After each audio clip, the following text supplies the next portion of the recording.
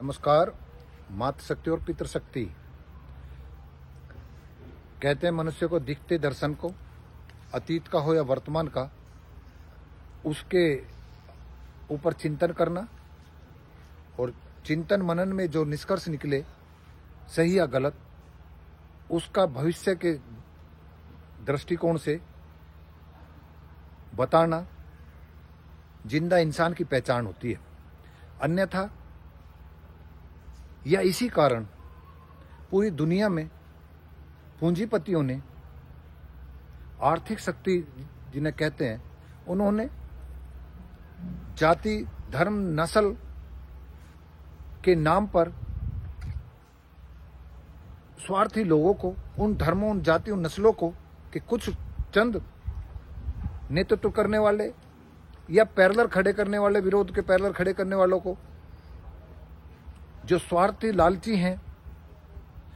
मैंने आज भी एक उसमें लिखा, जो स्वयं के लिए जीते हैं, स्व इच्छा के लिए जीते हैं, ऐसे लोग इस पूंजीवाद को हजारों साल से सफल करते आ रहे हैं। नस्ल के नाम पर यूरोप और अमेरिका में कई देशों में आदिवासी लोगों को, करोड़ों लोगों को नरसंहार किया गया है। ऐसी अवस्था हमारे भारतवर्ष में भी जाति के नाम पर, भिन्न भिन्न तरीके से धर्म के नाम पर, और उनके जो ठेकेदार बनते हैं उनकी गद्दारी के नाम पर, उनकी गद्दारी की वजह से पूंजीवाद यहाँ सफल होता रहा है। और इस सब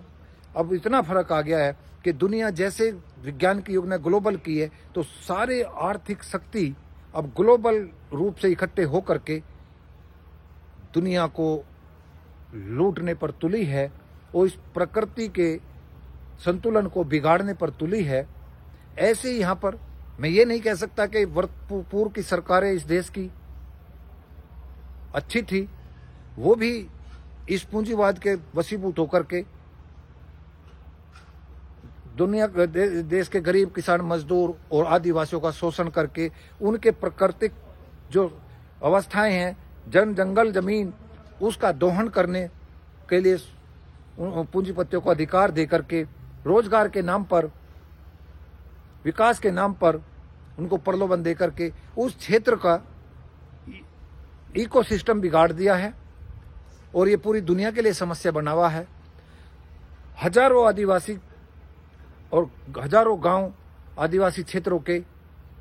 उजाड़े गए और मारे गए हैं और आज भी मारे जा रहे हैं। आज दुख ये है कि पूंजीवाद जो ग्लोबल हो चुका है और आज की हमारी सत्ता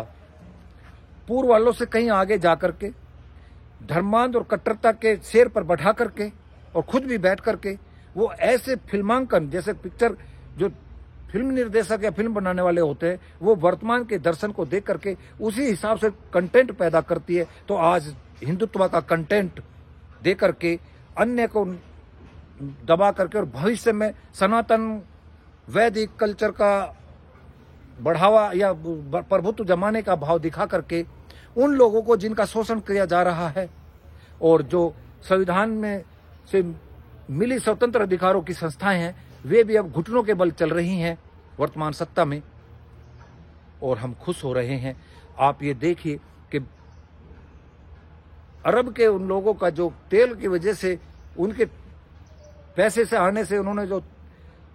इस्लामिक टेररिज्म फैलाया, उसको रोकने के लिए ये अब इलेक्ट्रॉनिक सौर ऊर्जा से या इलेक्ट्रॉनिक उसे बैटरी की व्यवस्था से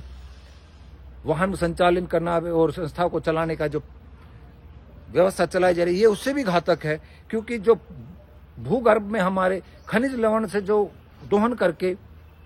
इस बैटरी का उत्पादन किया जाएगा, इस ऊर्जा का उत्पादन किया जाएगा और उसके वेस्ट को फिर वापस भूगर्भ में दबाया जाएगा, उससे जो नुकसान होगा और जो उसका बिगड़ेगा, और उसको इसलिए वो कल्पना से परे है कैसी गंभीर बीमारियां यहाँ आएंगी पूरी दुनिया में।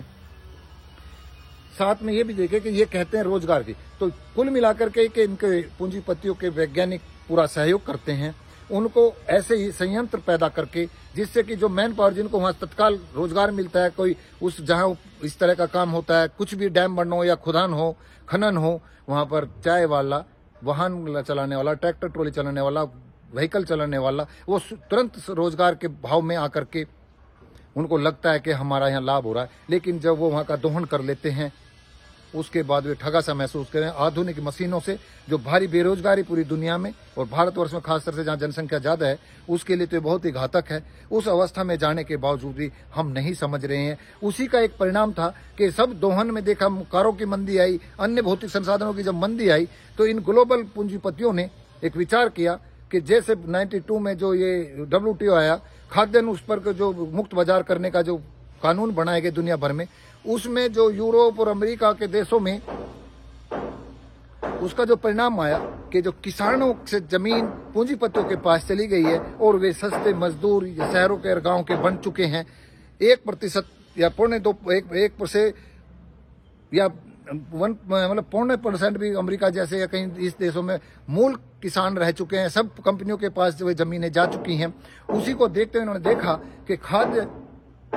के ऊपर ये इसको आप निपटा नहीं सकते। अब ये एग्रीकल्चर उस पर कब्जा करने के लिए भारत में भी जिसमें सब हमारे मनमोहन सिंह ने समझौता किया है नरसिम्हा राव की सरकार में, उसको अब इन्होंने बहुत तेजी से लागू करके ग्लोबल पूंजीपतियों को एग्रीकल्चर फील्ड में लाना चाह रही है। जैसे आप ये समझिए कि छत्तीसगढ़, झारखंड, अन्य उड़ीसा जैसे क्षेत्र में जो आदिवासी क्षेत्र को जहां उनका उस प्राकृतिक संशोधन का उसका खनन या दोहन करके जहां पर ब्लू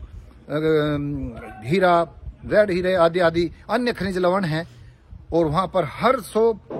मीटर या 2 किलोमीटर के बाद में पैरामिलिट्री स्थानीय पुलिस को लगाकर और स्थानीय SPO भर्ती करके स्थानीय लोगों को मारा जा रहा है। ऐसे ही इस एग्रीकल्चर कानून के आने से जो ये कहते हैं कि ये देश के लिए बहुत बढ़िया थे, कैसे वे लोग हैं जब आपको देख लिया कि प्राकृतिक दोहन करके भौतिक संसाधनों में मंदी आई और उससे बेरोजगारी हुई, प्रदूषण बढ़ा, तो अब एग्रीकल्चर में इनका कब्जा होने के बाद भारत भूमि में जो विरोध करते हैं, जहां एक उपजाऊ भूमि है, पंजाब हो, पश्चिम यूपी हो, हरियाणा हो, राजस्थान हो, अन्य जहां भी एक एग्रीकल्चर उत्पाद अच्छा है, वहां पर ये पैरामिलिट्री जैसे छत्तीसगढ़ में अन्य प्रदेशों में बसा रखी है। ऐसे हर 2-20 किलोमीटर पे धार्मिक उन्माद का अब फैलाना शुरू करा। जब कानून वापस हो गए तो अब ये पंजाब में देखो हिंदुइज्म के नाम पर 2% बता रहे हैं, उधर उनको प्रमोट करके ऐसे करके एक ऐसा वातावरण बना जा रहा है कि धार्मिक उन्माद में यहाँ पर फोर्स खड़ी करी जाए और उन कानूनों को भविष्य में लागू करके ऐसे दोहन करा जाएगा। एग्रीकल्चर दोहन के लिए ये भूमि तैयार की जा रही है पूंजीपतियों के लिए और नए जवान युवकों को बेरोजगार करके और उनको मारने के लिए, मरणासन कीड़े मकोड़े जिंदगी जीने के लिए मजबूर किया जा रहा है। इसमें आप मीडिया का रोल देख सकते हैं कैसे ये करते हैं। वो आज से पहले का भी मीडिया देख लेना, वो कहीं तो प्रशासनिक शक्तियों का भी देख लेना जो मशीनरी है। पहले वर्तमान उस समय की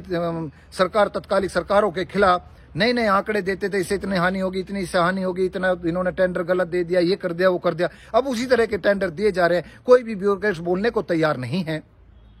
और रात दिन महिमा मंडन होता। कहा यह जाता है कि मीडिया हो या समाज के चिंतक हो, वे सरकार की